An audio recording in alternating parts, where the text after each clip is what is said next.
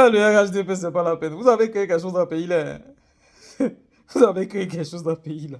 À force de vouloir éliminer un candidat, à force de vouloir compétir avec des candidats de seconde zone, d'une autre division, de division inférieure. Ils ont tout fait pour éliminer tous les cadres.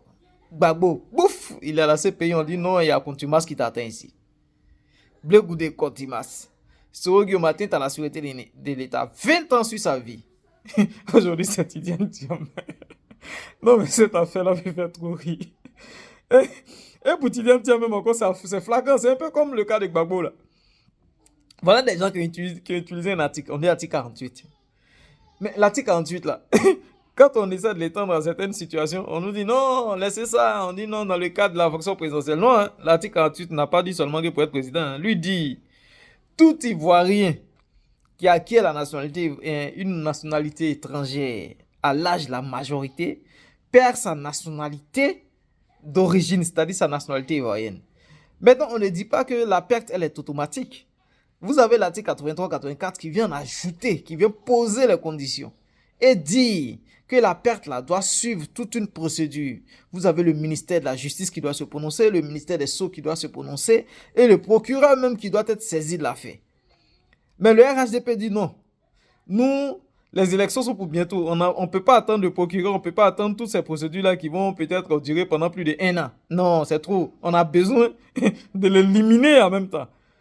On a besoin d'éliminer. Donc la juge même qui n'est pas compétente de cette affaire-là, c'est cette juge-là qu'ils sont allés prendre. Ils ont déposé l'affaire chez la justice, chez la juge. On dit article 48. Il doit perdre sa nationalité. Donc, c'est-à-dire, depuis 87 qu'il a conduit à donner la nationalité française. Selon l'interprétation du RHDP, parce qu'ils disent que Tidiane Diom n'est pas né français. Donc, en 87, là, il a perdu sa nationalité. Donc, il faut statuer, dire que lorsqu'il allait s'inscrire sur la liste électorale, il avait déjà perdu sa nationalité depuis 87. Donc, la juge a dit quoi? Ah, est-ce que ça, là, c'est pour moi, mais déjà, je ne suis pas compétent. On dit non, non, non, on n'a pas une histoire de compétence. Si toi, tu ne fais pas attention, là, même, on va séquestrer tes parents. Allez, active-toi.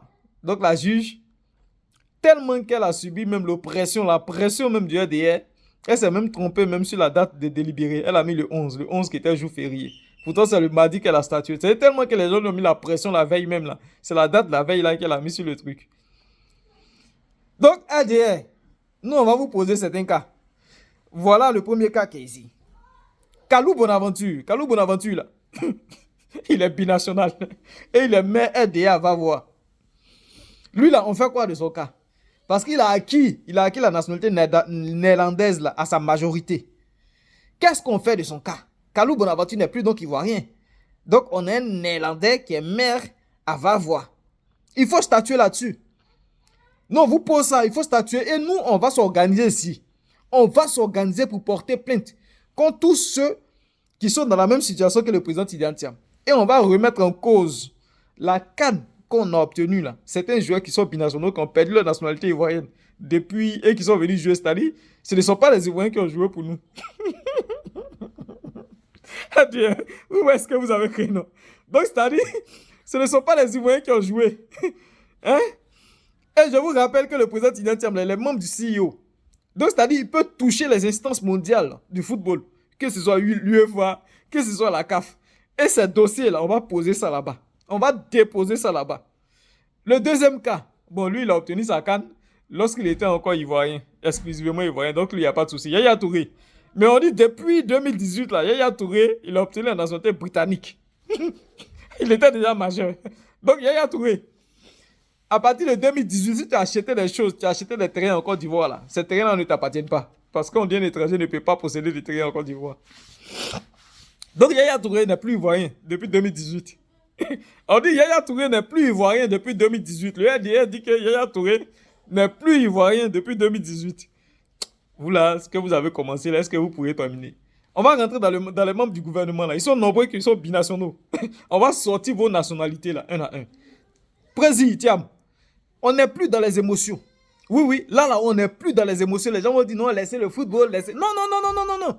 On n'est plus dans les émotions. Je dis CAN qu'on a remporté là.